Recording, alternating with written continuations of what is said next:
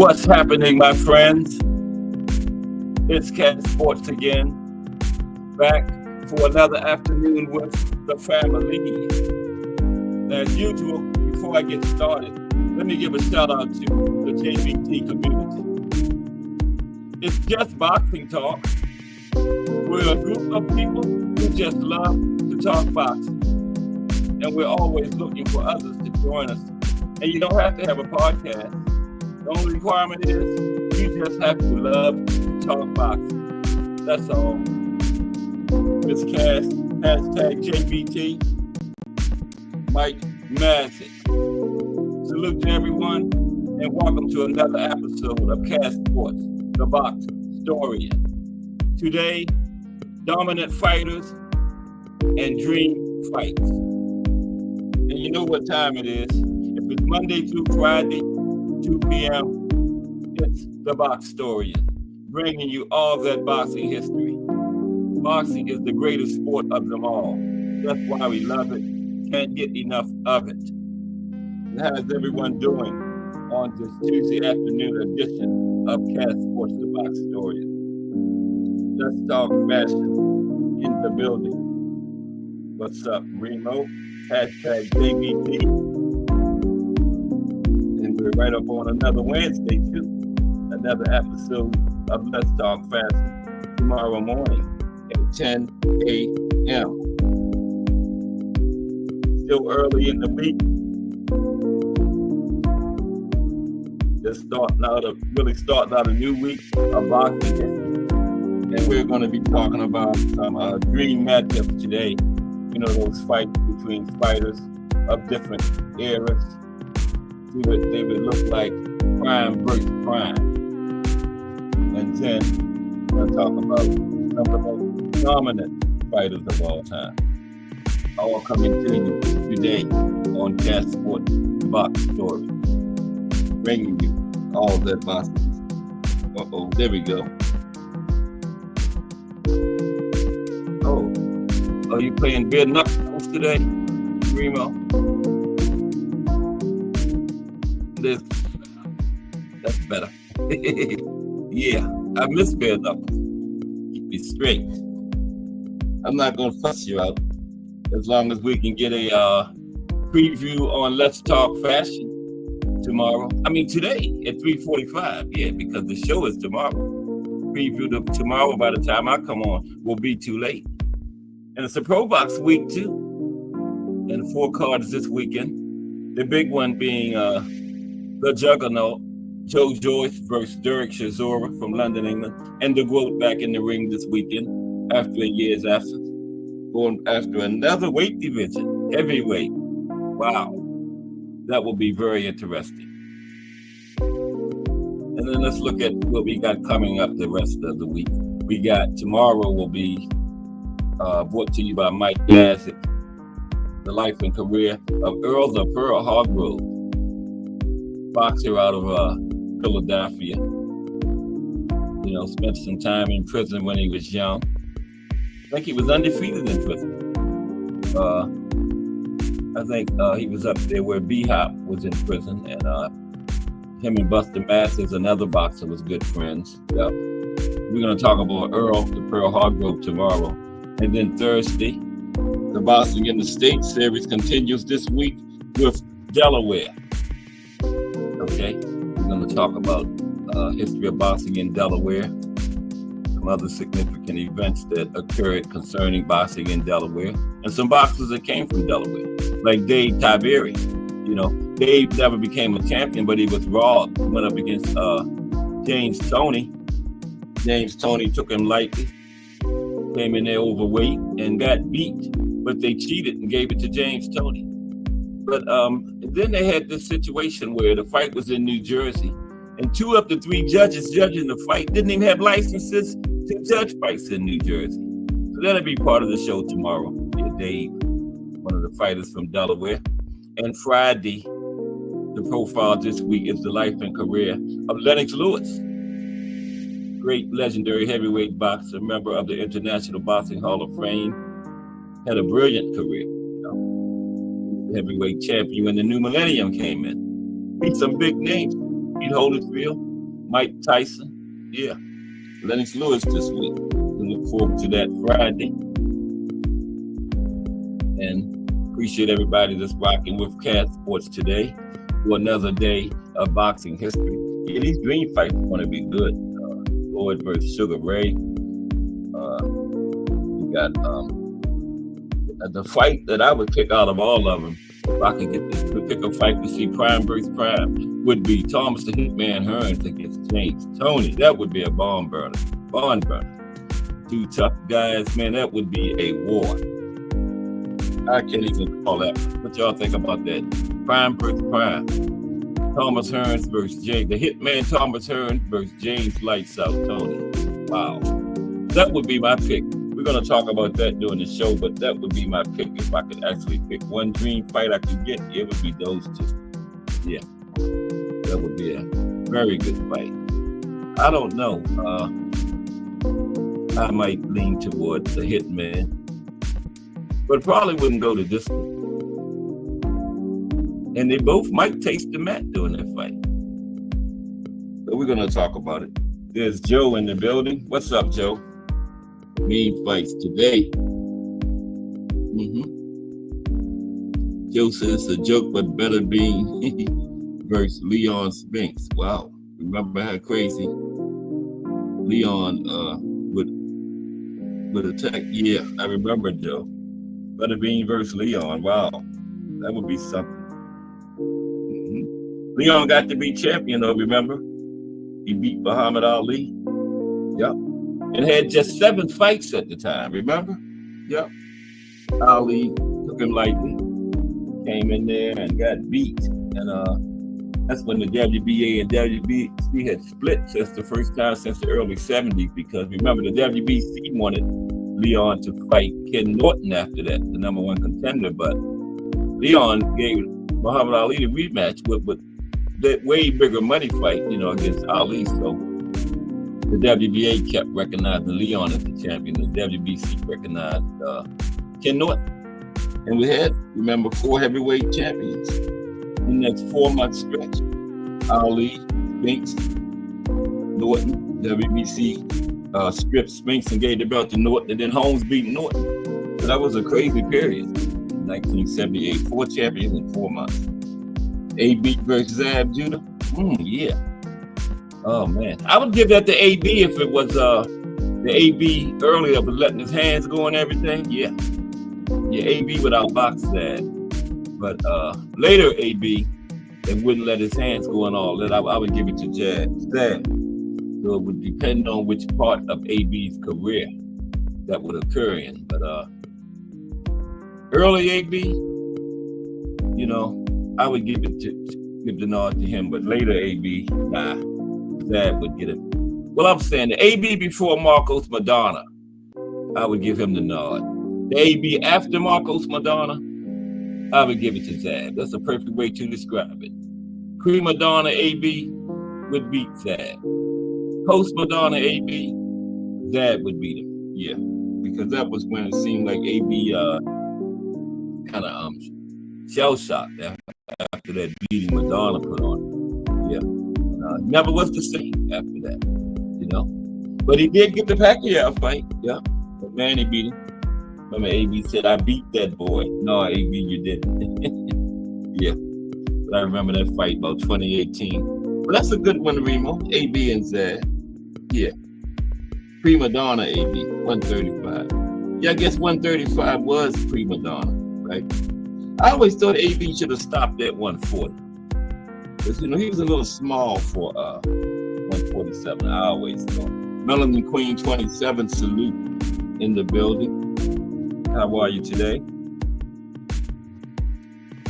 Melanin Queen is for the dream fights today. Yeah, I got some good ones too. Should be a pretty good show. But that was a good one, Remo. AB and Zab at 135. That's all AB there, yeah. AB would beat him up. Unanimous decision. Yeah. Would be a good fight, though. Zab was a tough customer. Did Zab get into the Hall of Fame? I think this was the year where he was on the ballot, I believe. I don't know if he got any or not. Oh, you give it to Zab? Black bias. Black, isn't AB black? I ain't understand that one. Let's talk fast. Oh, Brooklyn bias. Okay. I thought you were saying black bias. I think both of them are black. Yeah, Brooklyn bias. Okay, I got you. Yeah. I wouldn't, if that fight happened in the prime, I wouldn't be surprised if Zab pulls it out. Yeah. It would be a very good fight. Mm-hmm. Yeah, everything. Appreciate you, Queen 27. Everything is going great with me and Miss Cash today. She's out there listening. Yep. But dominant fighters and dream fights today. That's going to be the subject of the show. Yeah, I was thinking he meant black bias. Brooklyn bias, okay. Yeah. But yeah, that would be a good fight. I would give the nod to AB in a close fight, but wouldn't be surprised at all if Zab pulled it out. Yeah. Yep. And we got some good ones. We know we got to talk about Ali and Joe Louis. Yeah. That would be prime versus prime. Both of them young. I would lean toward Ali because Ali had that chin, and I think he's a better boxer than Joe Louis. I would give Ali a unanimous decision. A close, tough, unanimous decision, yeah. But Joe wouldn't be able to get him out of there. Joe was a knockout artist. Remember those 25 straight title defenses where only 2 people went the distance with him? Yeah. He would have to stop Ali. What you think about that, Joe? Ali and Joe Louis. I'm talking about the Joe in the chat. Ali and Joe Louis, Joe. What you think? What you got on that one? I'm leaning Ali. Tough, close, tough, unanimous decision. We got some good ones. We got, I said Hagler and B-Hop. Yeah, got that one. Also got Sugar Ray Leonard and Manny and Julio Cesar Chavez. Of course, Sugar Ray and Floyd. I would lean Sugar Ray. But like I said yesterday, you know what Floyd would say. There's a blueprint for beating Sugar Ray because he's been beat, but there's no blueprint for beating Floyd because he's never been beat. That's exactly what Floyd would say. But I think Sugar Ray would come up with that blueprint. I'd give him a unanimous decision, yeah. On that one. But my main one would be the Hitman and Lights Out. Thomas Hearns and James Toney. But yeah, we got some more, like 4 more cards this weekend. 3, I think it's 3 Saturday. And 1 Sunday from Japan. Joe said if Lewis struggles with Billy Khan, yeah, movements, right. That's exactly, Joe. That's why I would give it to Ali because of the boxing ability. Yeah, and Joe wouldn't be able to get him out of there. Exactly. Great point, Joe. Yeah. Definitely Ali at a unanimous decision. But I still call Joe Louis the greatest, though, because of the things he did, man. That 12-year reign. 2 people went the distance with him in those 12 years, you know. And 15, out of those 25 title defenses, 15 of them was knockouts in the first 5 rounds. 6 in the first round, you know. And, you know, back then they was fighting 6-7 times a year. Sometimes back-to-back months. Remember? Jake LaMotta fought 3 times in less than 2 months. Remember, he fought Sugar Ray twice in 3 weeks. And then after the second Sugar Ray fight twice in 3 weeks, he fought somebody else like 2 weeks later. Willie Pep. 2 fights in 10 days. So yeah, so that makes Joe Louis's achievement even that much more better when you think about the way they were fighting back then. And you know, Henry Armstrong, 20 fights in 1 year. 20 fights 1 year, and then 11 the next year. 31 fights in 2 years. That's an entire career nowadays. Henry did it in 2 years, okay? 31 fights. And guess what? Won all of them. And had another good one, though. Roberto Duran and Henry Armstrong. Wow. Roberto Duran and Henry Armstrong. At lightweight. Those are 2 of my, those are 2 top 5 all-time lightweights there. Roberto Duran and Henry Armstrong. Yeah. 2 top 5 lightweights. Those 2. Can't call it. Just can't call it. That would be a tough fight. Both of them could box. Both of them could get you out of there. Roberto Duran's boxing ability was underrated because of those hands of stone. You know, everybody looked at it with those hands of stone, getting people up out of there. But the man could box too. Look at that fight with Hagler. Okay, 15 rounds. They had Roberto ahead after 13 rounds. Hagler lucky they had went to 15 then, because if it was 12, the judges would have gave that one to Roberto. But Hagler had needed 13 and 14, and he got both of them. But yeah, Roberto Duran's boxing ability is very underrated. And we're getting ready to get started because it's almost 2:30 already. Time flies when you're having fun. Part of that JBT network. This is Gas Sports, the Box Historian, Monday through Friday at 2 p.m. And don't forget, we take donations in this JBT network, you know, whatever you can spare. $1, $10, $2,000, you know, whatever. The Senate right here. $, JBT network, all caps, the number 1. $, JBT network, all caps, number 1. Okay, look at all donations. I didn't even hit enter. There we go. Yeah, but that is the way I was thinking, Joe, that Ali would outbox to a unanimous decision. Ali had that chin. Joe Louis ain't getting Ali out of there. He laid on them ropes and took all the punishment from Big George Foreman. I got George Foreman and Sonny Liston too today. But you know, they actually sparred. Like I told you yesterday, George Foreman said in that sparring, Sonny Liston was the only man to ever make him go backwards. George said Sonny was the only man to ever back him up. Sonny was a tough guy too, man. Yeah. Fast too.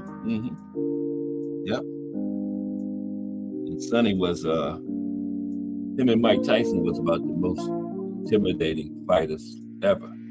You know, Sonny would come out there doing that stare down in the middle, man, and had a scowl on his face. I remember that first fight with Ali. I got scared for Ali. Well, I saw it on tape now. I ain't that old. That was in '63. I saw it and then Sonny had that scowl. I was like, wow. And Ali actually admitted after the fight he was terrified of Sonny Liston. He said that's why he did all the clowning and stuff in the pre-fight leading up to it, because he was hiding his fear. He said he was terrified of Sonny Liston, man. But Ali just had all that boxing ability, man. Wasn't nothing Sonny Liston could do with the guy, man.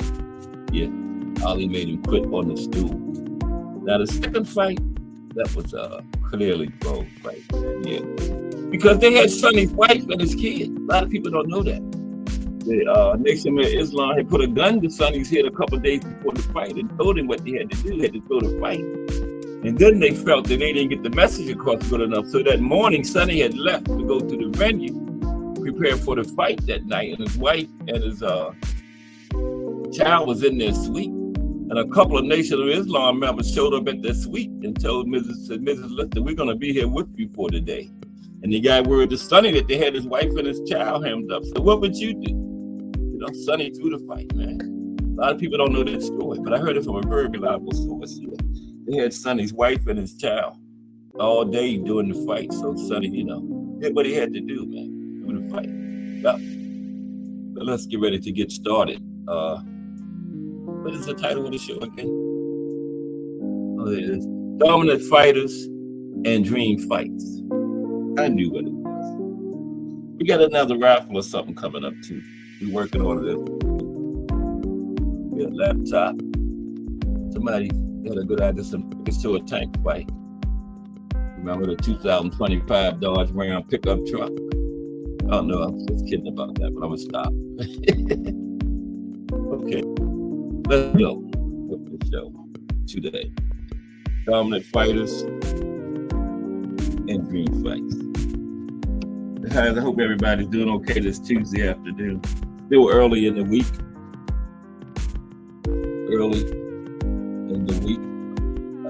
Another week of boxing history coming straight at you. Today is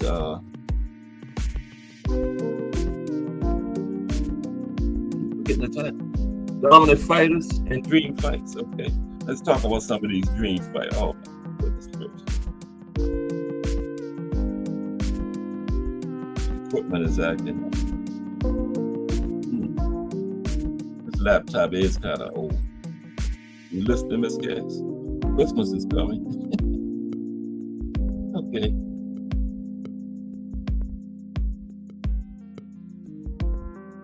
Anybody coming? No.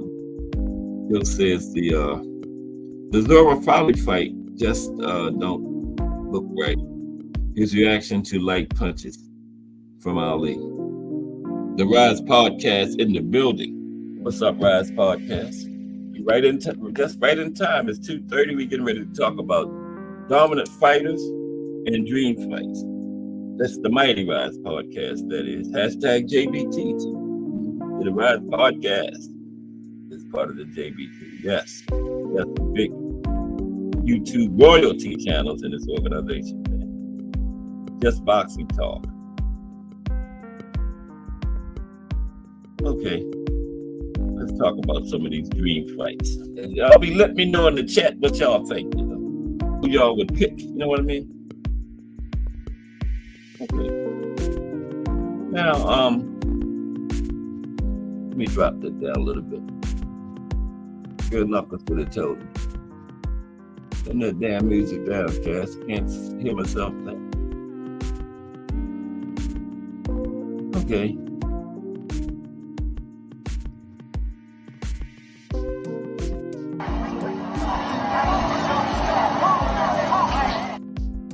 Not that. That's part of the opening to the show. Okay. Now, boxing fans and writers are always debating about who the best fighters of all time are and what would happen if the best of the best ever met up. Now, it's a conversation that led to the invention of the mythological pound for pound ranking. Okay. Now, the great thing about the sport of boxing is that it has remained relatively the same since its creation, right? So that makes it fair to compare the best stars of yesterday with the best stars of today. Now, if only we had a time machine, we could answer once and for all who was truly the greatest, but we don't. So we just have to settle for debating it. And today, we're going to look at some of these dream fights and see what we think about them. Okay? Now, the first one.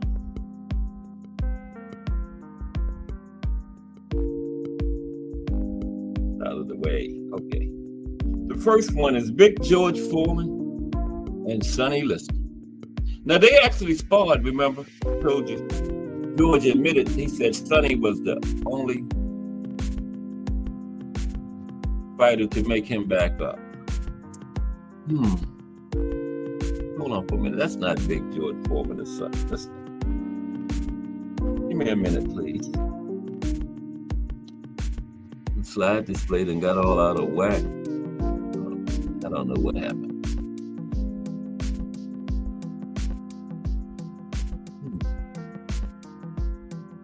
Stay with me for a second. Now I'm going to have to jump around.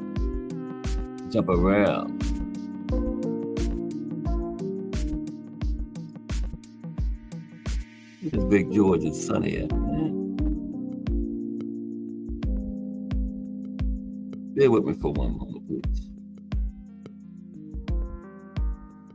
All the time I took putting this thing together.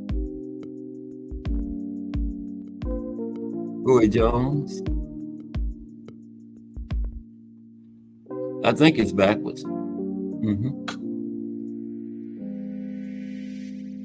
Oh, wait a minute. I'm going to get it together.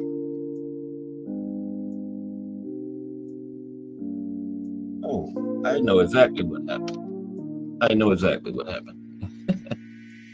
There we go.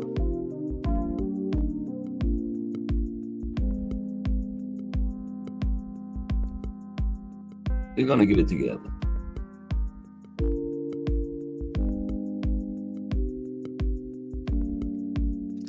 Well, yeah, Big George Foreman and Sonny Liston.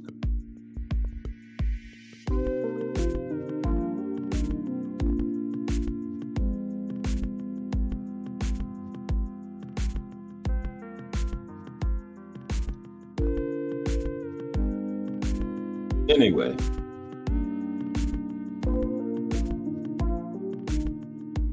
Oh, no. I know exactly what happened. I'm sorry. That's not first. Sorry about that.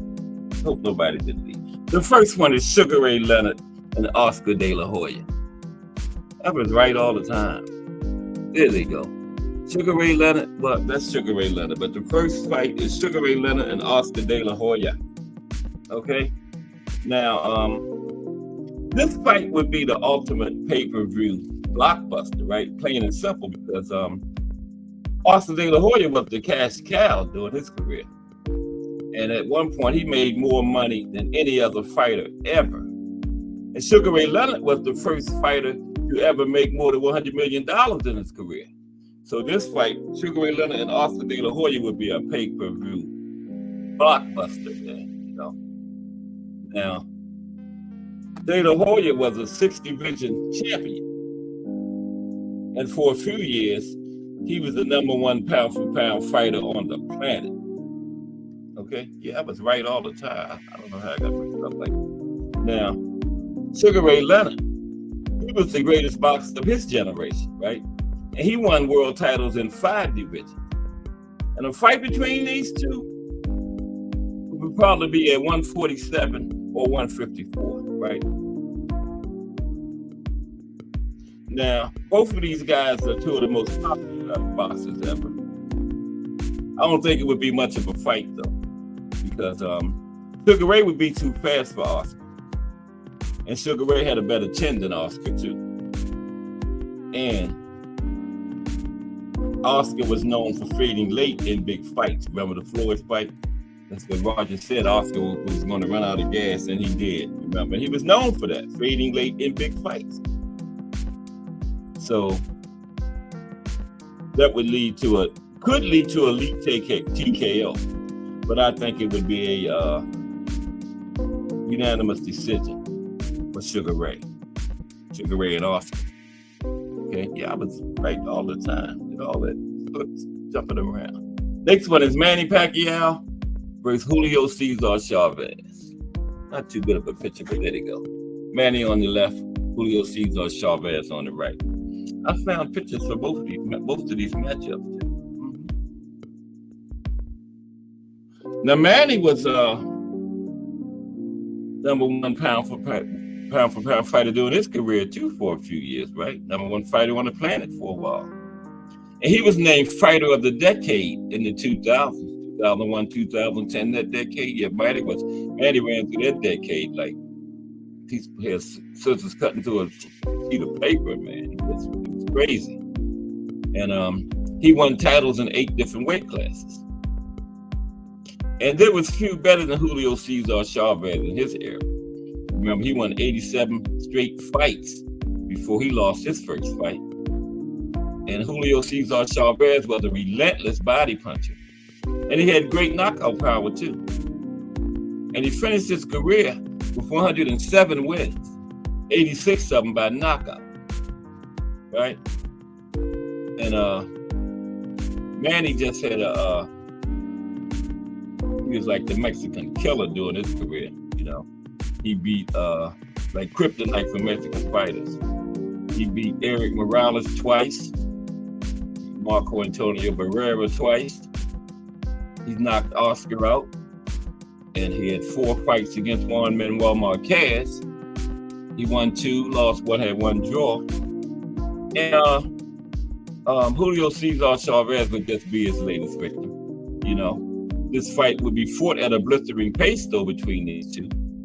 Both of them would land some big shots during the fight. And each of them could possibly taste the canvas. Okay? Yeah, each one of them. might go to the canvas in this fight.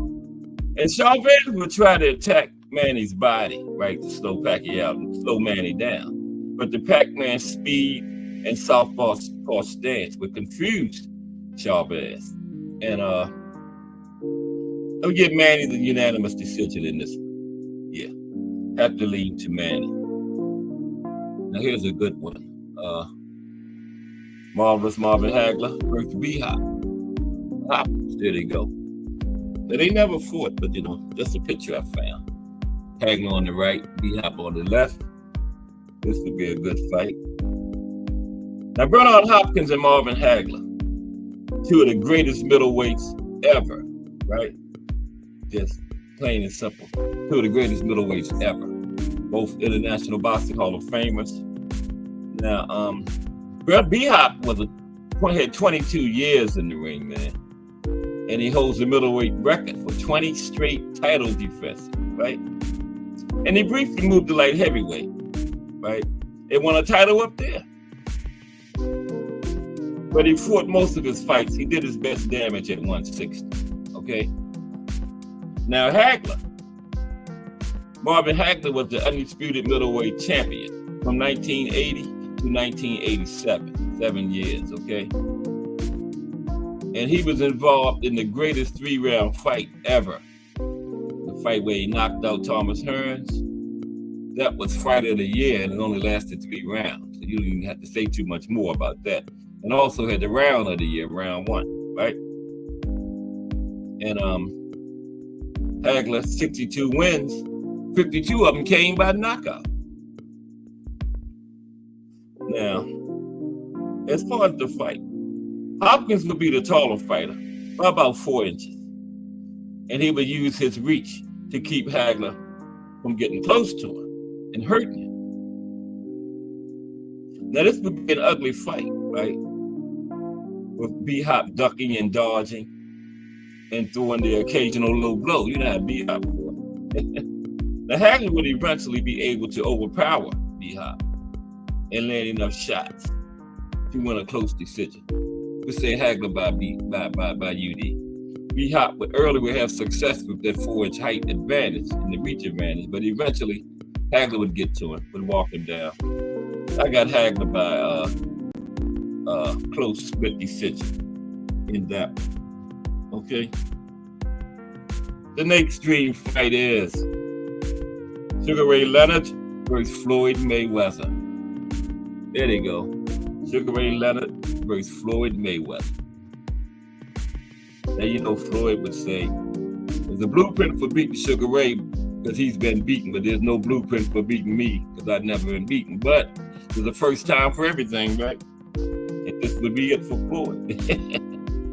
But anyway, Speed versus Speed would be a simple but fitting name for this fight. That'd be the name of the pay-per-view, Speed versus Speed, right? Sugar Ray Leonard used his speed and combination punching to outpoint and mostly mystify virtually every fighter he ever faced.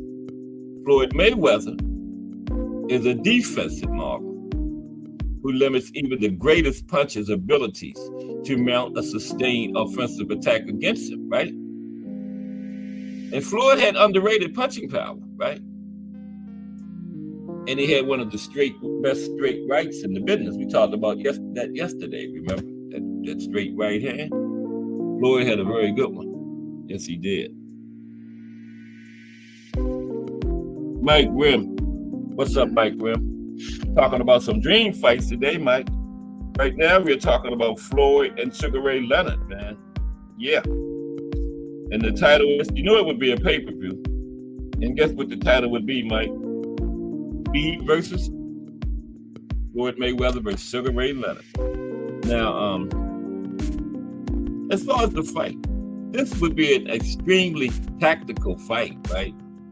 Now, Mayweather would look to use his high boxing IQ and shoulder roll defense to keep Sugar Ray from landing anything damaging.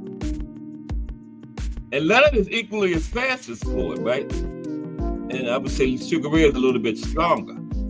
So he would more than likely try to steal rounds with late flurries and glancing punches. like he did against Hagler. Sugar Ray was famous for that. Sugar Ray and Ali famous for trying to steal rounds at the end of rounds, right? He would try that against Floyd.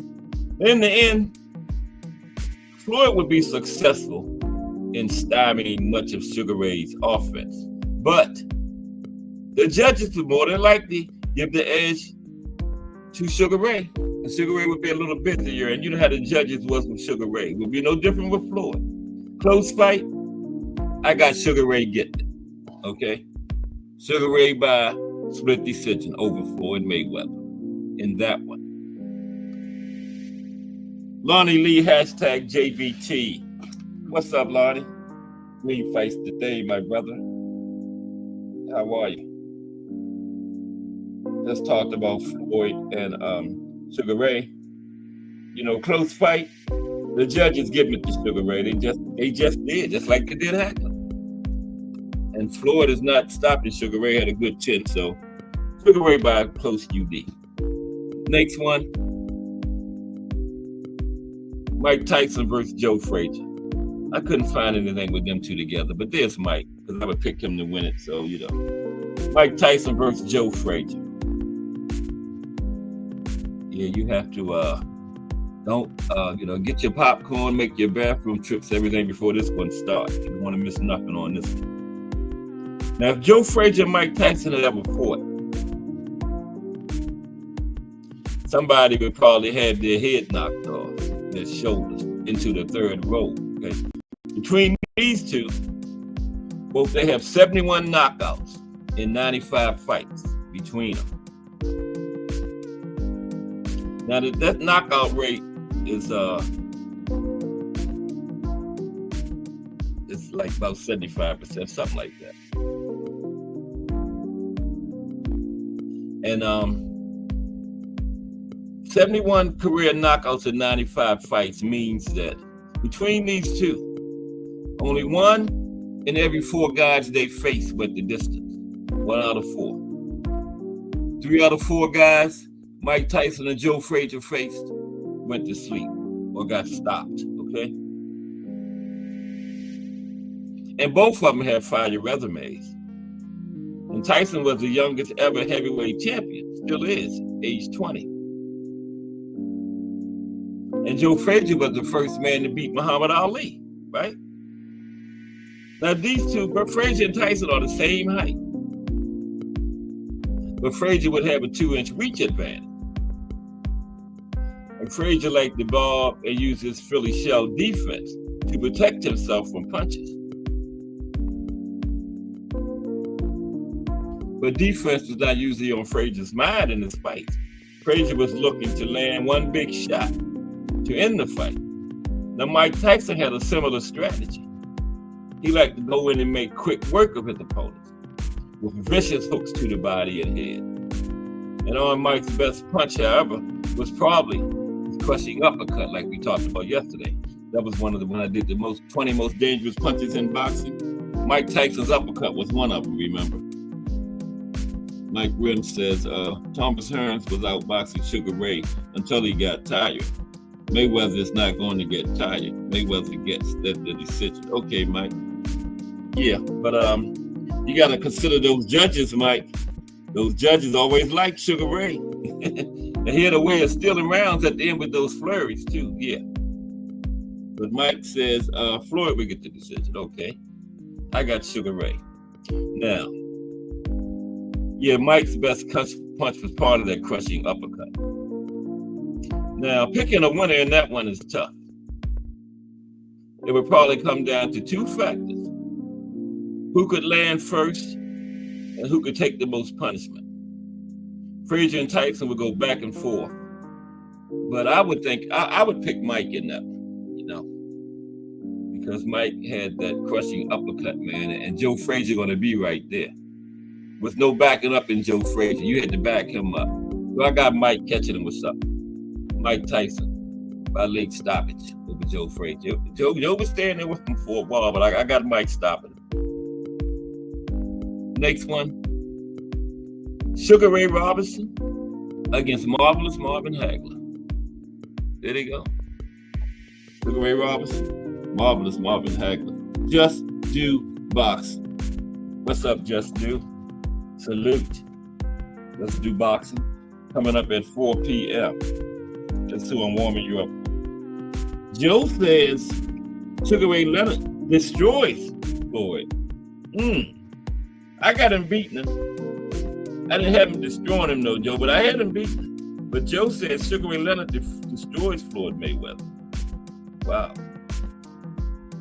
And if it's close, you know the judge is going to give it to Sugar Ray. Yeah, you just know that. Sugar Ray was the All-American guy, Olympic gold medalist. They just loved him. Had Muhammad Ali's trainer. But Sugar Ray Robinson versus Marvelous Marvin Hagler at middleweight. Hagler never fought anywhere but middleweight. Okay? Never went up or down anyway. Now, Marvin Hagler is probably the greatest middleweight in the last 25 years. Okay? He was the most avoided fighter in his era.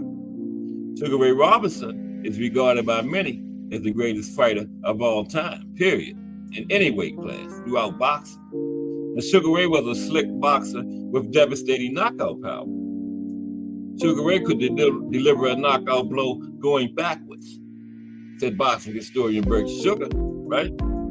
Now, Sugar Ray was a champion at welterweight, middleweight, and he went to light heavyweight, and he was winning, but the heat got him. He had to retire on a stool.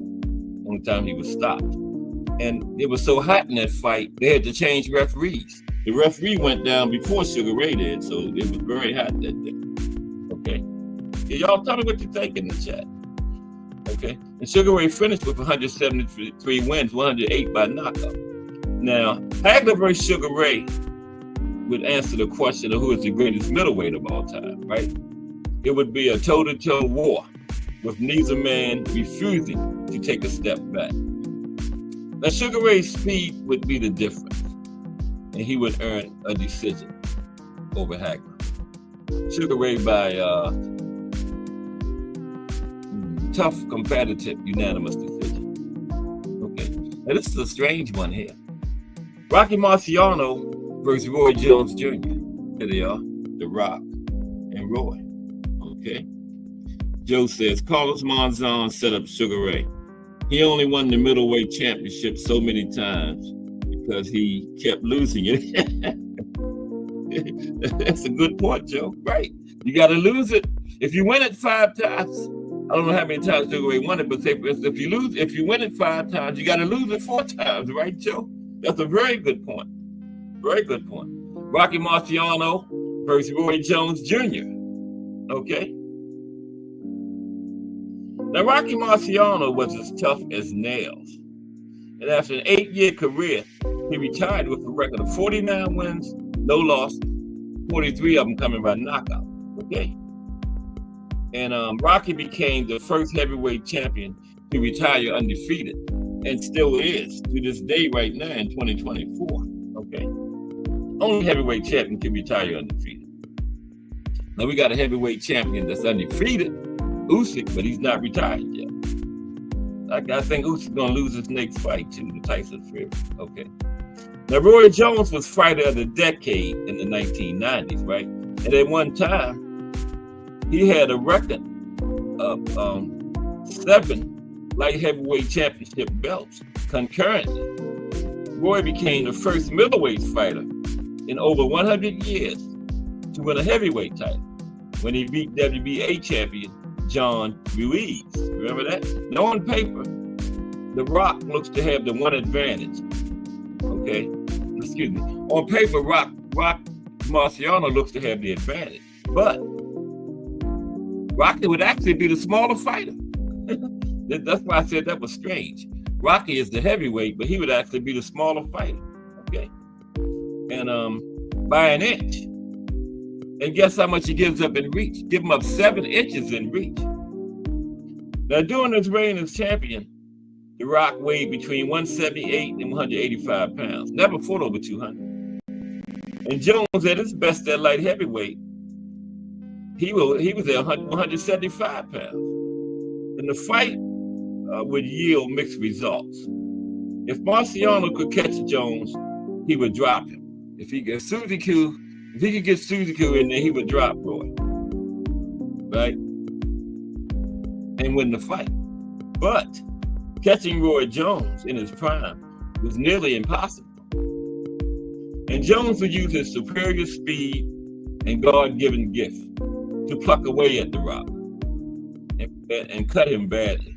And as long as Jones was able to keep Marciano at arm's length, he would cruise to an easy decision, right? Yeah, I would have Rory winning a unanimous decision. But like Floyd says, there's no blueprint to beating him. There's no blueprint to beating The Rock because he's never lost. So I would be picking Roy, but I wouldn't be surprised if Rock got Suzuki in there and got Roy up out of there. Okay. And this is a big one here. Everybody always talk about this one. Here you go. Muhammad Ali versus Joe Louis. The Louisville Slugger versus the Brown Bomber. Whew, that would be. I would give it to Ali. Yeah. He would outbox him. Ali had that chin. Joe Louis was a knockout artist, but I ain't got him stopping Ali, no. Ali without unanimous decision. But let's talk about it. Now, these are the greatest two heavyweight champions of all time. Okay. Muhammad Ali was one of the most physically gifted fighters ever. He had blazing speed, he had tremendous footwork, and Ali had very deceptive power. Okay. He moved around the ring like a welterweight. This is a big heavyweight, weighing like 215, 220, moving around like a 140, moving around the ring like Floyd, man. Right. And he often dared opponents to hit him, putting his hands down by his side. And he finished his career with 56 wins and 37 knockouts. Now, Joe Louis was just as great as Ali. Joe Louis was known as the Brown Bomber. He held the heavyweight title for 11 years and almost 11 years. I always say 12 because it's closer. When you put the months to it, it's almost closer to 12. So I'll say 11 years. And he defended his title a record 25 consecutive times. And out of those 20, this is why I'll call Joe Louis the greatest. Out of those 25 times in 12 years, only 2 men went the distance with him. 2. Okay, in 12 years, 2 men. Incredible. Just incredible, right? And overall, he won 65 fights, 51 coming by knockout. Now, as far as the fight would go, Ali would have both height and reach advantages. 1 inch in height, 4 inches in reach. And he would also occur the edge in speed. But Louis, without a doubt, was the more dangerous puncher. And the fight would probably be hotly contested, with both men taking and landing some huge shots. But, like I was saying in the opening, Ali's speed, boxing ability, and chin would prove the difference. He would outbox Louis and get a unanimous decision in this one. Muhammad Ali, unanimous decision. Now, guess what? The Sugar Rays. Sugar Ray versus Sugar Ray. Okay? Who would win this one? Who y'all got before I start? Sugar Ray versus Sugar Ray. And what weight would it be at? Probably welterweight. Prime versus prime, welterweight. Welterweight. That's where they both had their best part of their career, welterweight. Okay. Now, Sugar Ray Robinson and Sugar Ray Leonard are arguably the 2 greatest non-heavyweight fighters of all time. Now, they were both gifted with speed, grace, power, and charisma. And not to mention, they share the same nickname, Sugar Ray. So who really is sweeter, Ray Robinson or Ray Leonard? Same nickname and same first name. Now the fight would probably, like I was saying, take place at welterweight. This is where they both did their best work, right? And Leonard would use his blinding speed to keep Sugar Ray away. Now, Sugar Ray Leonard would use his blinding speed to keep Sugar Ray Robinson away. Now Robinson would counter by using his slick skills and a wide repertoire of punches to back Leonard up. Now, as far as how the battle of sugars would unfold, somebody once said there was a comparison between Sugar Ray Leonard and Sugar Ray Robinson. And there's no comparison. Sugar Ray Robinson was the greatest. And guess who made that comparison? Sugar Ray Leonard. I would have Sugar Ray Robinson winning this one. No, close unanimous decision. Close unanimous decision. Okay? To Sugar Ray Robinson. Here's another big one that's one of the most talked about dream fights ever right here. You see him.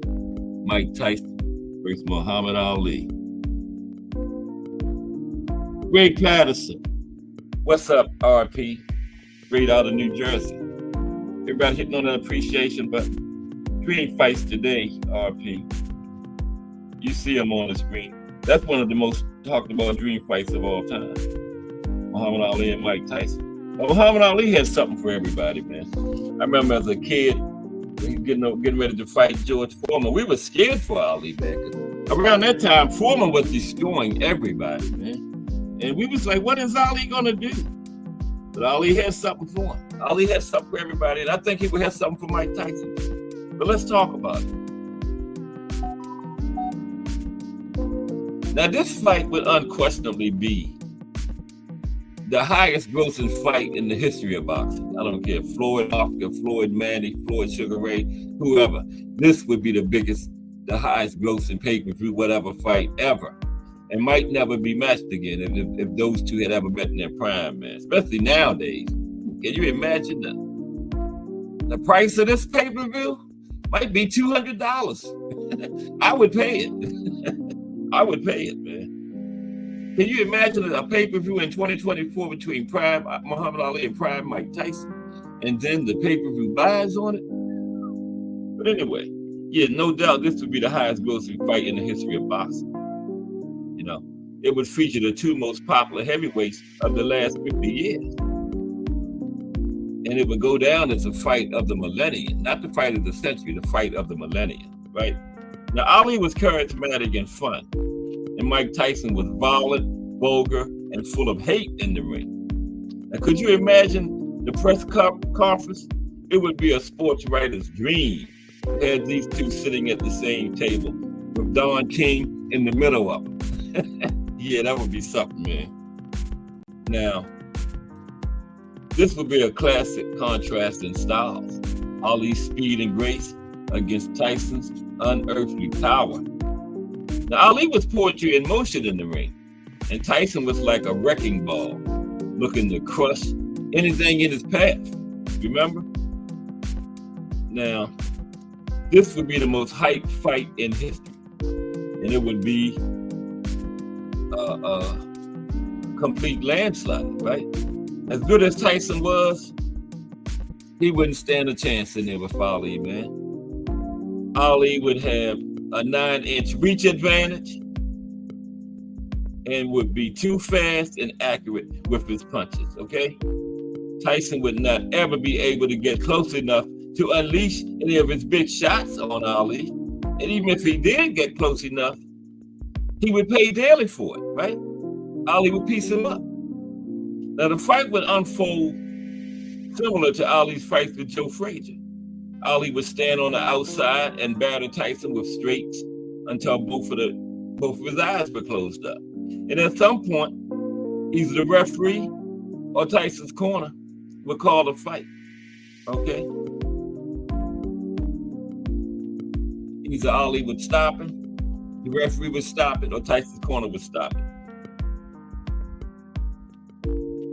And it would reveal what everybody already knows to be true. Mike was a very good fighter for a period of time. But guess what? Ali was the greatest of all time. Yeah, it would be a dud. Ali would school Tyson, man. Yeah. Plus, Ali had that chin. If Tyson did get in there and land one, I don't think he would get Ali out of there. And he wouldn't land too many. What y'all think about that? I think it would be Ali would watch him and stop him eventually. But it still would be a big pay-per-view thing. Muhammad Ali and Mike Tyson. Bear with me for 1 second.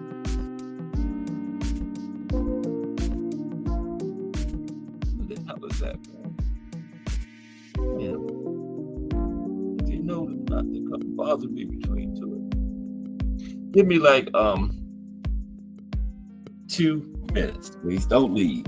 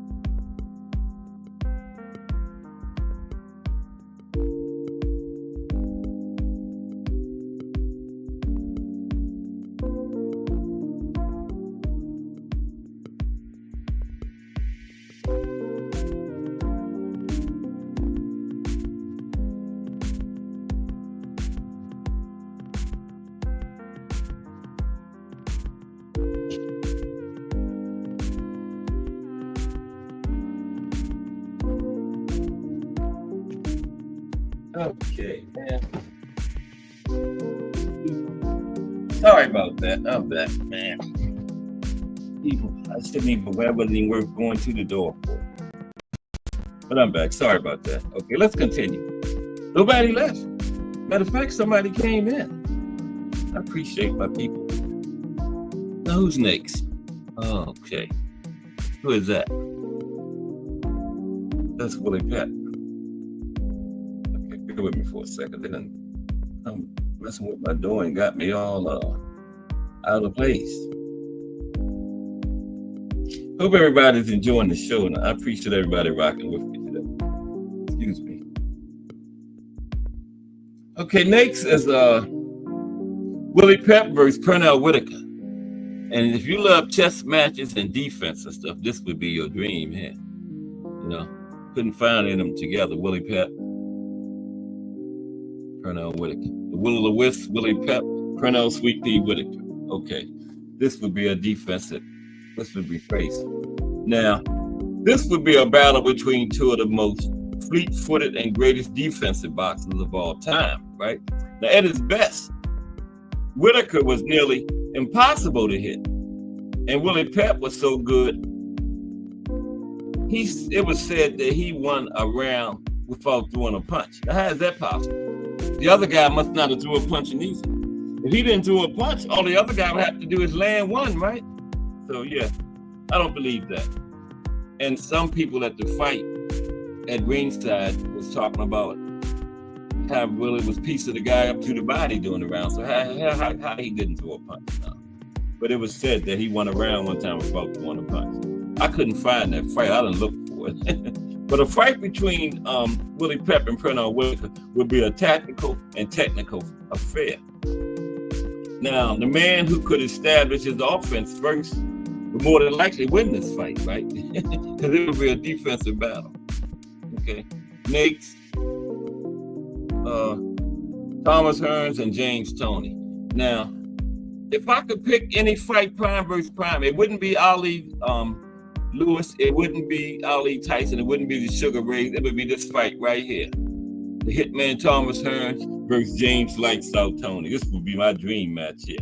Now, fight between Thomas Hearns and James Toney, two of the greatest middleweight fighters ever, and both of them came out of Detroit. The Hearns was possibly the most devastating non-heavyweight puncher of all time. He won titles from welterweight all the way up to middleweight. And James Toney was undefeated at middleweight. And is as tough as they come, you know, never beaten at middleweight. Now, if the Motor City Cobra and the Hitman and Lights Out ever met up, the fist would fly and someone would go to sleep. I can't even pick that one. I'm not even gonna try, man. What y'all think? Hearns and Toney? I don't know. Somebody put it in the chat. What you think, Joe? Thomas Hearns and James Toney. I can't pick it. We still here, Joe. Who do you think will win that one? Yeah, appreciate you, Bella the Queen 27. Like, comment, and subscribe. Okay. Joe says, there we go. Tony's chin would have seen him pass Hearns. I think Tony was only dropped twice in over 90 fights. Okay. So you think Tony would stop him, Joe? Joe picking Tony. Okay, Joe. Next, this is another good one here. Change thing. This thing get ready to go off on me. Oh, there they go. Roberto Duran and Henry Armstrong. There they go. Roberto Duran versus Henry Armstrong. Now, oh, come on, man. Here we go. I don't know. I need a new laptop, Miss Cass. No, you're the owner of Cass Sports. I just work here. I shouldn't have to pay for my own equipment. The owner should pay for that stuff, right? But Roberto Duran versus Henry Armstrong. Now, Henry Armstrong was so good. He held 3 titles in 3 different divisions at the same time. And guess what? At that time, it was only 8 weight classes. We didn't have the tweeners, the supers and the juniors. We just had the main 8. Then what was the lightweight, welterweight, middleweight, heavyweight, just the featherweight, flyweight. We didn't have no tweeners. Henry Armstrong had 3 of the 8 at one time, and he almost had 4. He fought to a draw. He was going for his 4th one at middleweight. Fought to a controversial draw. This man was so good, he almost had half the titles and half the weight classes at one time. Okay, that's how good Armstrong was, right?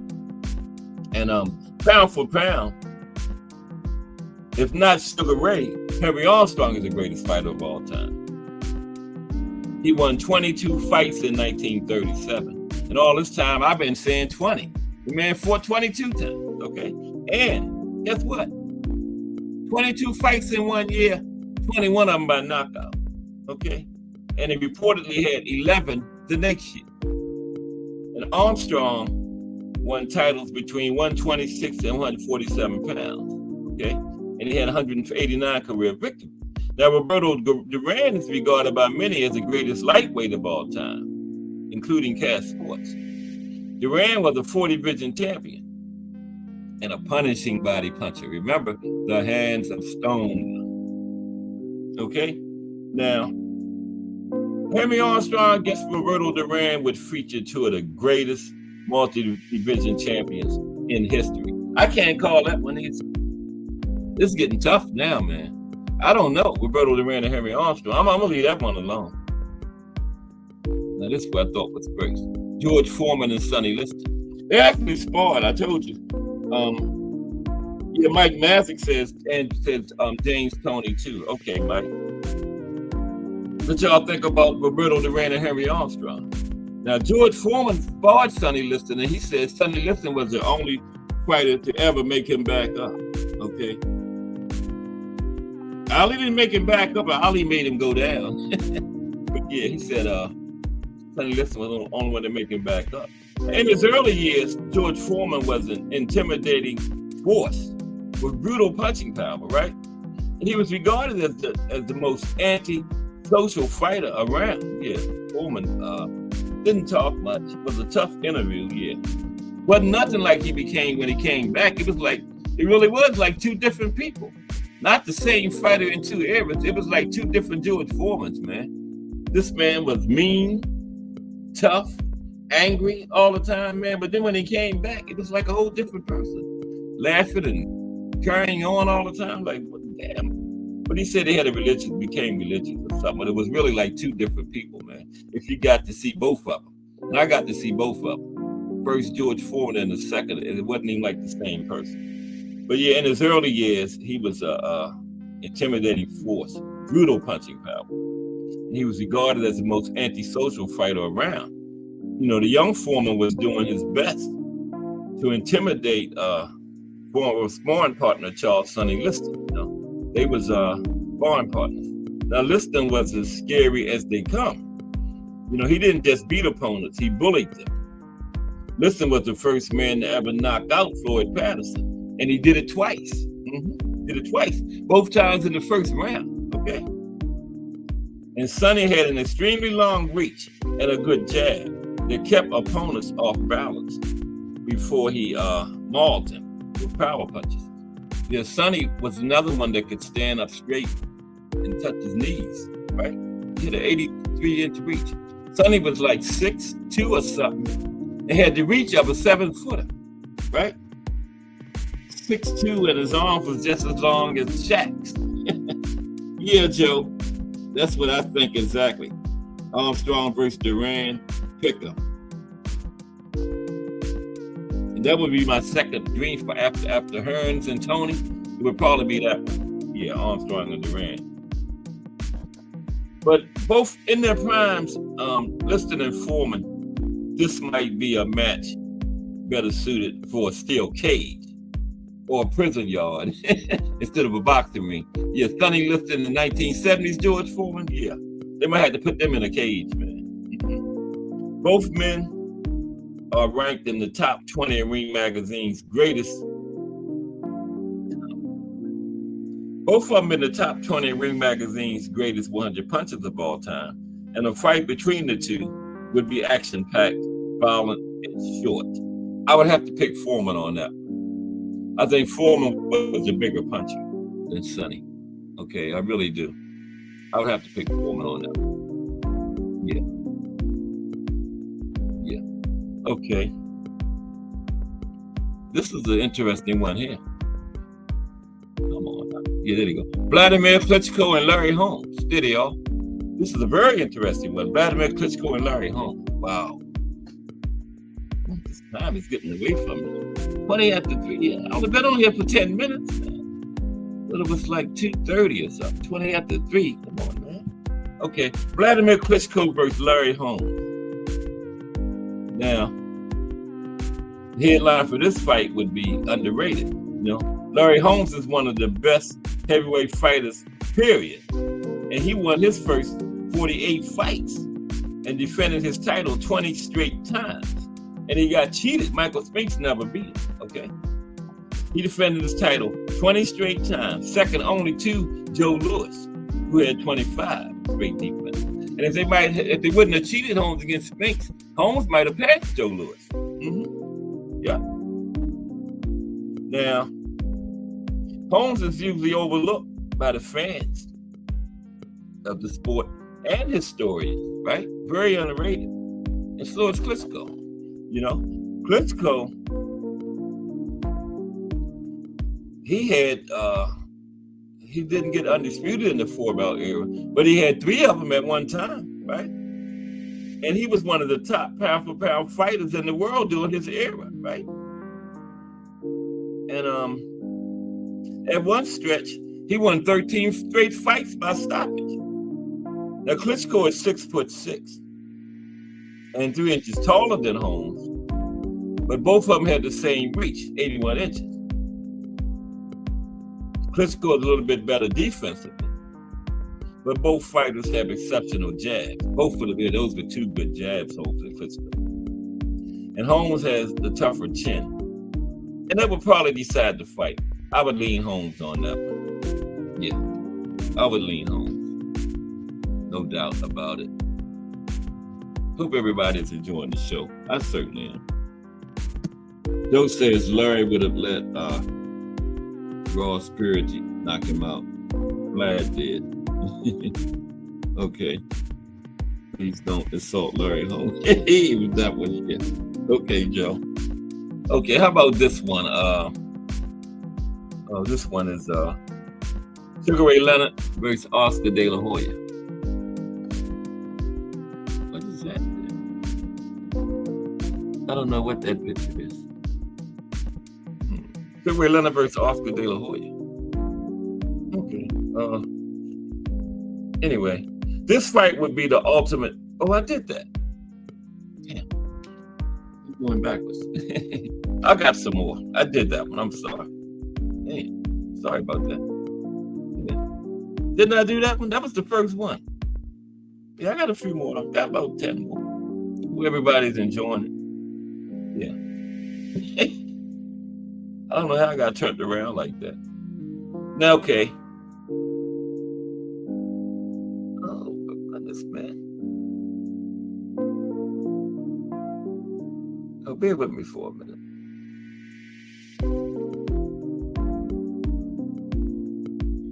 Oh, my goodness. Where? Larry Holmes. Okay. Look at your notes. Bear with me for a minute, everybody. I got twisted around again.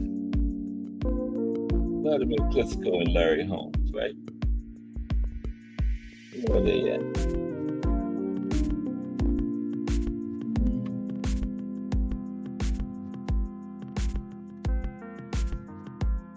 Okay.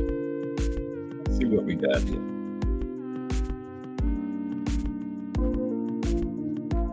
Hopkins and Hagler.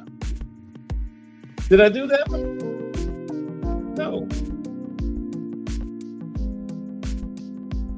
Okay, I gotta find this fight. Bear with me, please, again.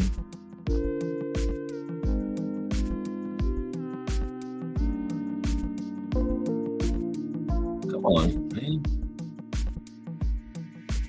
Let's listen to the music for a minute.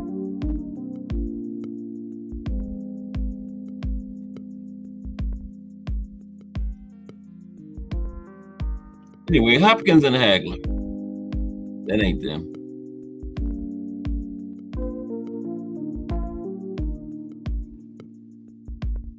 That's Roy. I think I'm gonna have to go backwards.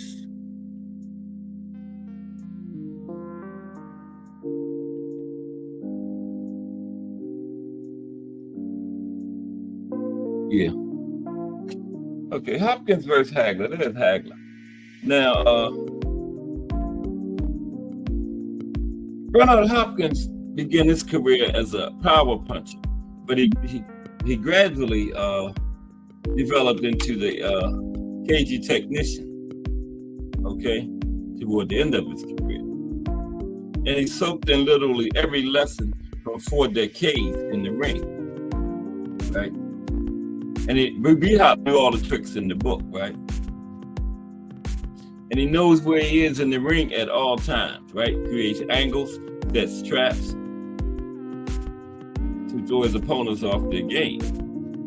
Now, middleweight is one of boxing's glamour divisions, right? And Hopkins and Hagler are 2 of the very best to ever lace up the gloves. And it's easy to make the case for either one of these men in this fight.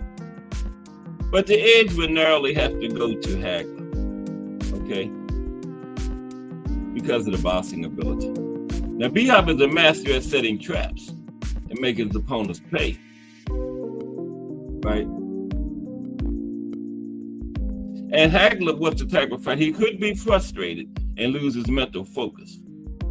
But I would give the nod to Hagler by decision in this one.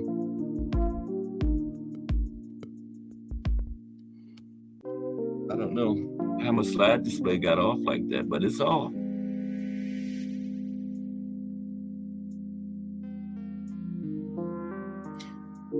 The next one is Muhammad Ali versus Vladimir Klitschko. Muhammad Ali versus Vladimir Klitschko. Wouldn't that be a good one? Now, Klitschko was a real good fighter, but he's presided over a very weak crop of heavyweights in his era, remember? There was no Joe Frazier's or George Foreman's in Klitschko's era, right? And how Ali had to navigate the division in the golden era, right? Every fight was tough during Ali's era. And he had the speed and movement necessary to get inside of Klitschko's tight defensive guard, right? And Ali's mobility would become a factor for Klitschko, who's had a few conditioning issues during his career, wearing himself down. And Ali had the power to get to Klitschko's chin too, likely with a counter right hand that would land square on Klitschko's chin over his jab and end the fight. Ali by knockout. Okay. The next one. I don't know what happened to my slide display. Sergey Kovalev and Roy Jones. Okay. I think I know where I'm at. Sergey Kovalev versus Roy Jones. There's Roy. Sergey Kovalev and Roy Jones. Now this fight. Wait a minute. Now during his heyday, Jones could not be hit, right? He would move around in front of you using his footwork to control the distance and the pace. And before you even thought about letting your hands go, you'd be popped with shots. And then all of a sudden, Roy would be gone. Now, Kovalev has tremendous punching power and underrated boxing skills, but it's easy to see how Jones would take both of those weapons away from him. That's because Jones was just that good in his prime. He would outbox, outmove, and frustrate Kovalev, winning a comfortable unanimous decision. Yeah, Roy Jones by unanimous decision. Andre Ward versus Joe Calzaghe. I didn't even, I don't think I even made this slide displays this morning. Sorry about that.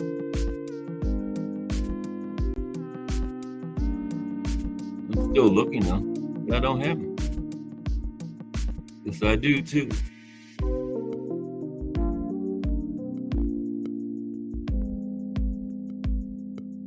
Not me. There's Andre Ward and Joe Calzaghe right there. And there's all the slides I was looking for, man. Yeah, there we go. Andre Ward and Joe Calzaghe right there. Man. Okay, this fight. Now Calzaghe, he gets a bad rap in the United States, largely because he only fought in the United States twice during his career. He would never come out of his country over there. And those two performances, however, were impressive, right? And but see, he was fighting, those two were against B-Hop and Roy Jones. Both of them was past their prime then. But he also took out Mikkel Kessler, pretty good German fighter too. And Ward also fought Kessler, but I believe Calzaghe went up against the better version. Okay. But I would have Andre by decision in that one. Triple G and Julian Jackson. Okay. Let's see what's going on in the chat. Oh, nothing. Triple G and Julian Jackson, there they are. Gennady Golovkin and Julian Jackson. Now, a matchup of two absolutely devastating middleweight punchers, right? And Golovkin is clearly the more refined of these two. Golovkin was stronger technically, but Golovkin never went up against anybody other than Canelo that had the kind of power that Jackson could bring to a fight, right? This would be fun for as long as it lasted, but I don't think it would last too long. Jackson could land a very powerful punch. But all 6 of his losses was inside the distance. And Triple G, with his ability to cut off the ring and take a punch, would zero in and get Julian Jackson out of there. Triple G by knockout. Juan Manuel Marquez versus Alexis Arguello. Here's Marquez. Juan Manuel Marquez versus Alexis Arguello. That would be a pretty good one then. Yeah. Now, this is a tough call though, you know. Arguello would probably have a slight edge over Marquez at 135, right? But that's based on would feel for just I think he would, but it's a hard call because you could easily argue that Marquez would have the edge. Now, Arguello was a bigger puncher, right? And his resilience would probably win the fight. I would have Arguello by decision in that one. Brandon Reese, Arturo Gatti. There's Gatti. Gatti by decision in that one. Here's a good one. Miguel Cotto and Julio Cesar Chavez. Here they are. Miguel Cotto and Julio Cesar Chavez. That would be a good one.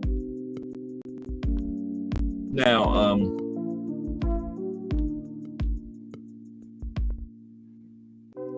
Chavez would be too much for Cotto, but it would be a brutal fight, be a war. The pace that Chavez would set would be all wrong for Cotto. And Cotto prefers to fight at a more deliberate tempo, right? And he would probably get worn down by the pace that Chavez would set, right? And Chavez would probably mark him up and stop him on accumulation of punches in the late rounds. It would be a vicious fight, Mexico versus Puerto Rico. And Marquez by stoppage. Check this one out. This is a good one. Manny Pacquiao versus the Hawk, Aaron Pryor. Manny Pacquiao versus the Hawk. There they go. Manny Pacquiao and the Hawk, Aaron Pryor. What y'all got on that? That would be a good one. Now, Pryor sported a perfect 11-0 record in title fights. 10 of them by knockout. And those are some very impressive numbers. 11-0 in title fights, 10 of them by knockout. But in fairness, other than Arguello, the Hawk didn't really have that good of a high level of opposition, right? And this is a fight between two all-action fighters, right? And it wouldn't be surprising to see both men have to get up off the canvas in this fight. But Manny has a better chin and a better knockout rate. And I think Manny would probably win a close decision. Although, there's no blueprint for beating the Hawk. The Hawk never been beat. But if the Hawk didn't get Manny out of there, I would have to lean toward Manny. Joe says Hawk. So that would be a good one. Aaron Pryor and Manny Pacquiao. That would be not fire. Not fire. Now, we got like 25 minutes. I got some, let's talk about some of these fighters that we just talked about, because they all dominant. We're dominant fighters doing their careers. Let's talk about some of them in these last 25 minutes, okay? Wait a minute. Oh my goodness. Bear with me again. There we go. Joe says nobody flattened the Hawk. Yeah, he's undefeated. 11-0 in title fights, 10 of them by stopping. That's another one where you really can't call it. Manny and the Hawk, to be honest with you, man. Yeah. That's another one that really can't be called, man. To be honest about it, yeah. I'm sorry. I take that back. Not Manny by just like James Toney and Thomas Hearns and Roberto Duran and Perry Armstrong, Manny Pacquiao and Aaron Pryor. I can't call that one these. Joe says Aaron Pryor. Yeah. Now, there are boxers who fought admirably and pulled off many victorious decisions. But for a fighter to be considered dominant, he must win not only consistently, but convincingly enough to persuade the world that he is, at least for a period in his career, dominant. His skill must break the will of talented opponents to the point where a victory over the fighter seems almost unattainable. Like he's almost unbeatable. That's what you call dominant. Okay? Now let's look at some of these fights. Marvin Hagler, definitely a dominant fighter, man. No doubt. There he is. There's Marvelous.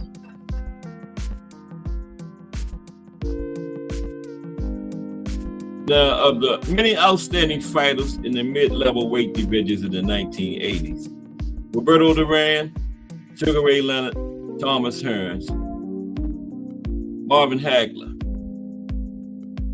fought anyone and everyone during his career. And he is frequently cited as the greatest middleweight ever. You know, those were the four kings, of which Hagler was one, right? And at 5 feet 9 inches, Hagler was short for a middleweight, right? But he made up for it with his power, toughness, skillful technique, and the ability to fight equally well in both an orthodox and southpaw stance. And Hagler was right-handed, by the way. Yeah. That's why when he was in that southpaw stance, his power hand was up front. Okay?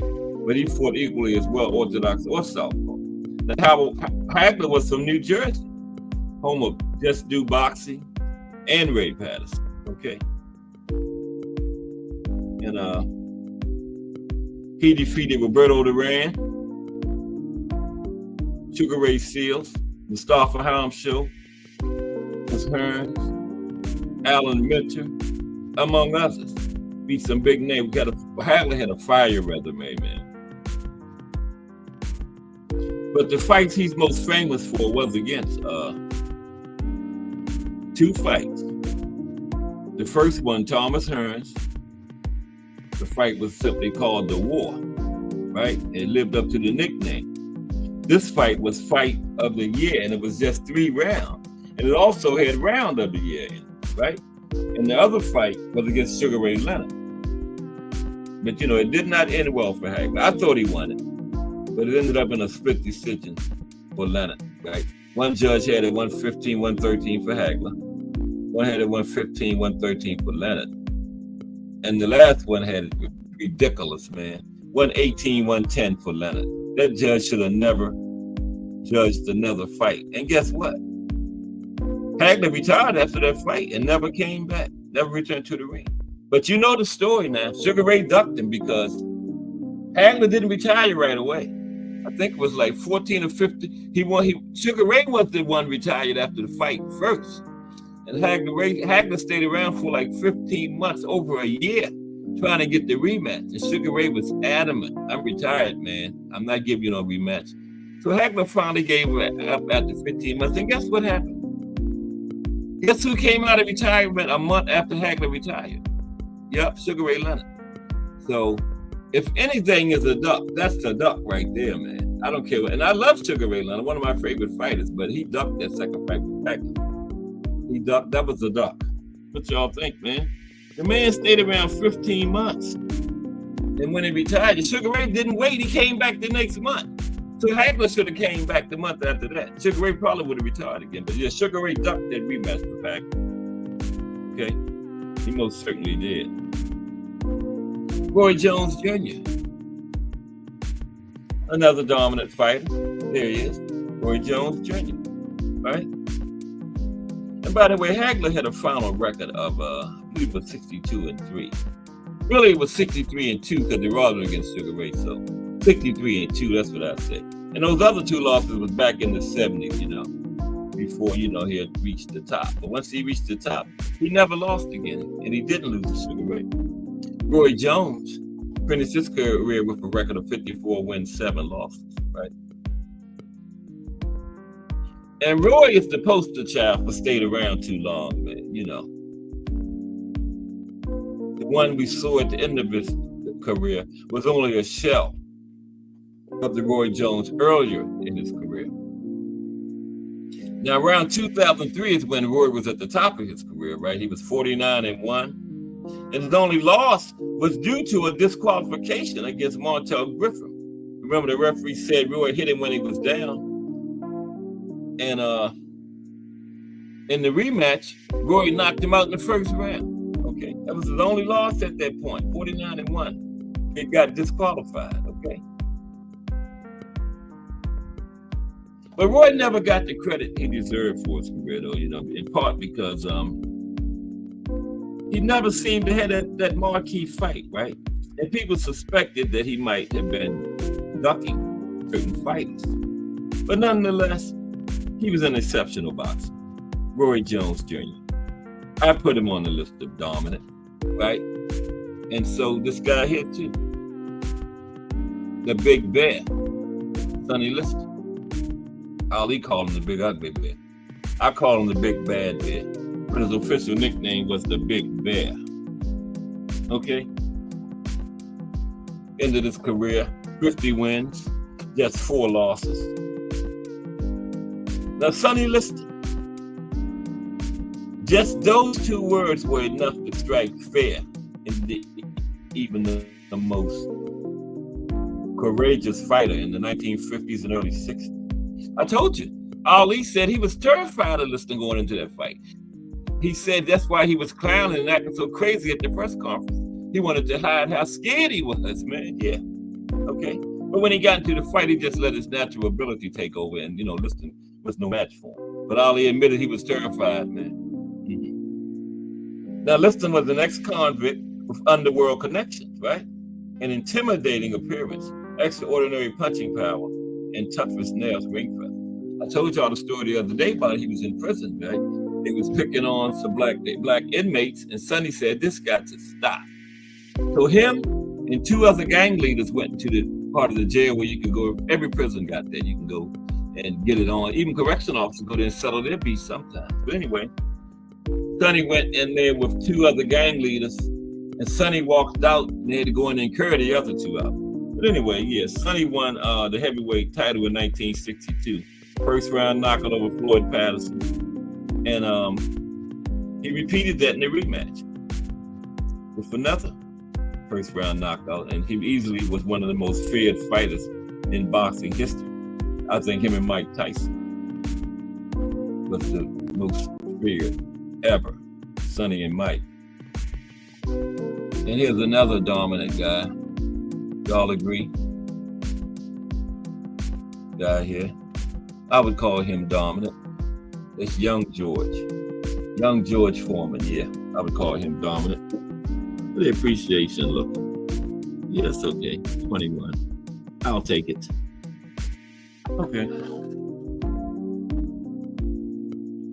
Now, George ended his career with a record of 77 wins, 5 losses.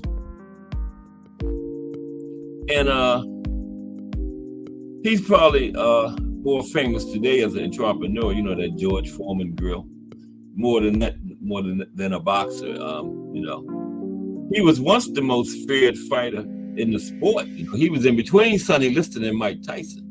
And George was the most feared around that time. I told you, I was scared for Ali when that fight was coming up in was it Zaire? Yeah, I was like, what is Ali gonna do?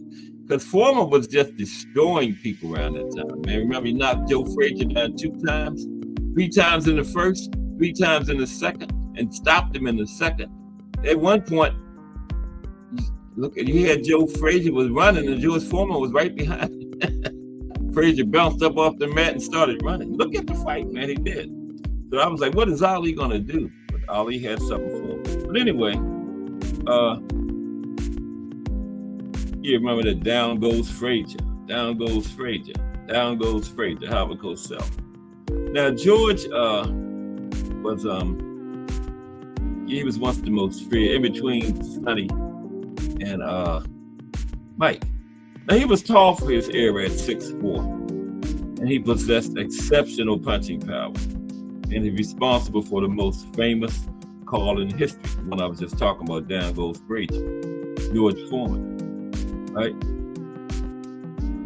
Now, Foreman's road to all-time dominance hit a speed bump,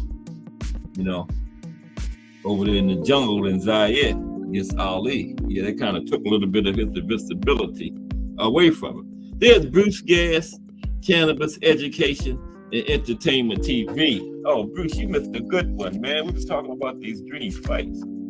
I would have loved to get your take on some of them, Bruce.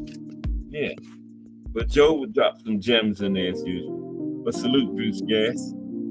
How are you today, bro? We just looking at some fighters now winding down that we would call dominant, man. Like Marvin Hagler, Sonny Liston, George Foreman. Yeah. But salute, Bruce Gas.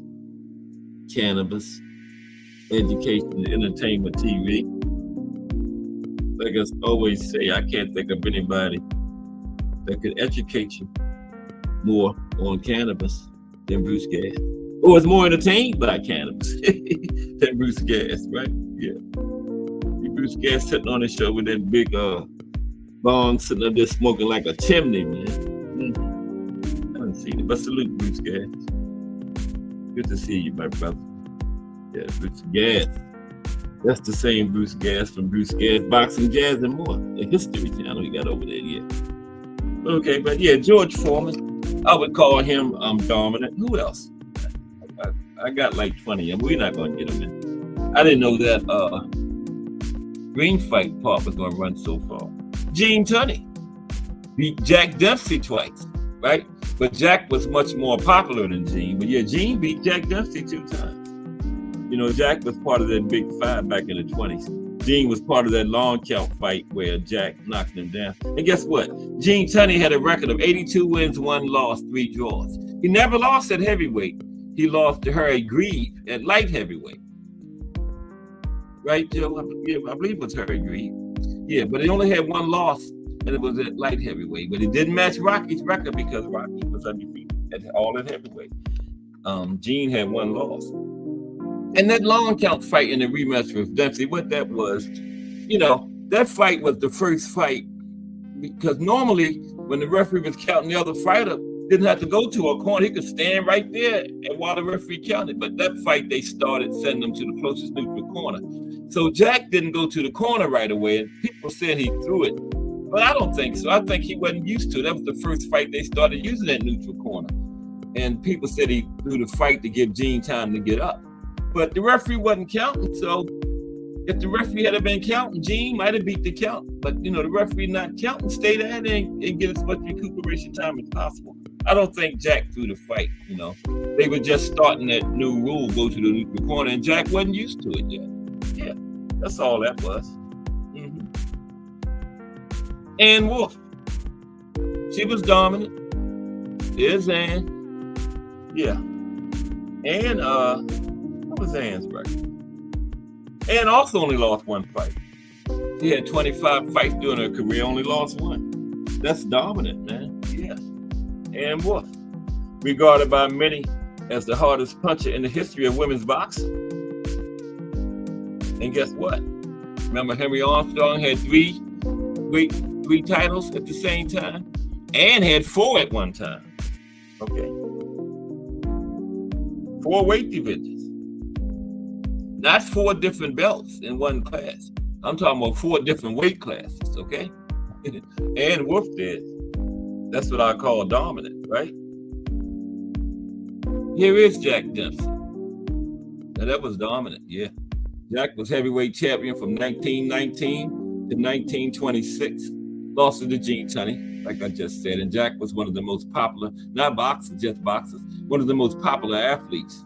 Jack was part of the reason when boxing became so popular. Jack put it on the map. He was part of the first $1 million gate, and he was part of the first $2 million gate. I'm a NASA Marlin, Jack Dempsey, heavyweight champion for 7 straight years. Beat down the giant Jess Willard, because Jess had that invincibility about him. He was about 8 feet tall. No, about 6'7", 6'8", 6'9", really. And Jack beat him down. Beat him up so bad, they thought Jack had something in his gloves, man, but he didn't. Witnesses said Jack didn't have nothing in his gloves.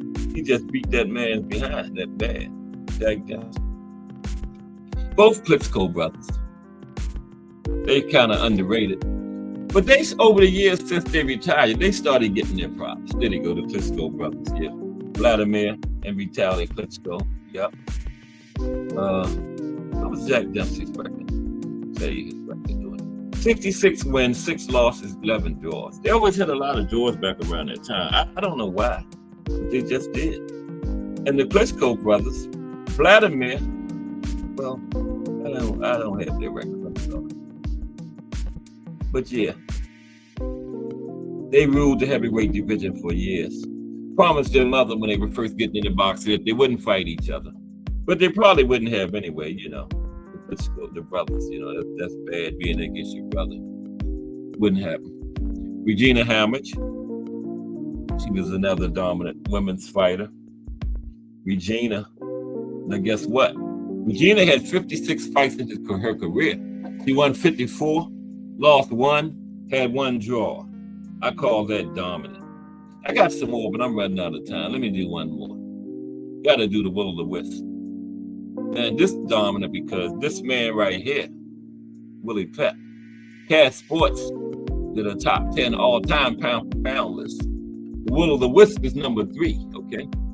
Only one in front of Willie Pep is Muhammad Ali and Sugar Ray Robinson. Willie Pep is, as far as I'm concerned, the number 3 best fighter of all times, okay? All times. But the Will o' the Wisp, Willie Pep. And he had 241 fights during his career. No, 241, yeah. He won 229, lost 11, had 1 draw. That's only like, he lost like 2% of his total fights, okay? That's dominant. Willie Pep. Okay? Man, I wish I had more time to finish this list. I didn't know that Green fight.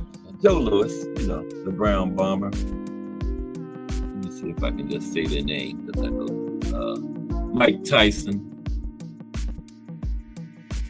How was that? Gotta look at my notes to find out who he is. That's Edwin Valero. Yeah, he was dominant during his career. Edwin finished a record of 27-0. I call that dominant. I didn't recognize it. Well, I got notes, right? Floyd Mayweather, Mr. 50-0. I know him. Sam Langford, I just did a profile on him a few weeks ago. Sam Langford, I call him dominant. Manny, the Pac-Man Pacquiao, I call him dominant. Yep. Julio Cesar Chavez. These are dominant fighters. Sugar Ray Robinson. Coming to the end. I'm going to get him in, then I'm getting out of here. Muhammad Ali. That's what my mother called him, Muhammad Ali. Yeah, my mother was a boxing fan too. Yeah. He got excited when Leon Spinks beat Ali that time. And her and my father came, because I was like 17, her and my father came charging out of their bedroom, howling and screaming. I was watching in the living room, and they was both so happy when Leon Spinks beat Muhammad Ali. They both came charging out there, and I'm like, wow. I started to run out the house. I thought their teacher had called or something. But they was excited because Leon Spinks had beat Muhammad. And finally, The Rock. Saved The Rock for last, Mr. 49-0. Only heavyweight champion to retire undefeated. 43 knockouts. I call that dominant. But I appreciate everybody for rocking with me today. Really enjoyed this show, man. Really enjoyed it. Tomorrow's show is out of the chat, brought to you by Mike Mazik himself, former boxer. Yeah, Mike Mazik boxed up there in New Jersey at Jimmy the Cat Dupree's gym. Yeah. Mike said them hits got too much. He had to get the hell out of there. But I never went up them steps in between the rows. But the profile brought to you by Mike Mazik tomorrow is Earl the Pearl Hargrove. It's a profile on Wednesday because it comes out of the chat Wednesday shows, brought to you by Mike Mazik. Okay. I'm getting ready to get on up out here. Time for Just the Boxing. But you know, if it's Monday through Friday at 2 p.m., it's The Box Story. Bruce Gas, Cannabis Education and Entertainment TV.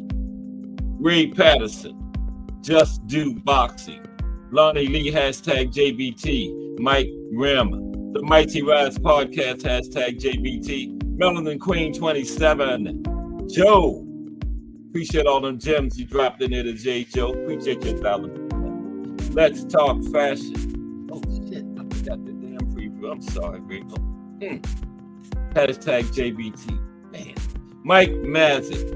But we gotta Let's Talk Fashion tomorrow at 10 a.m.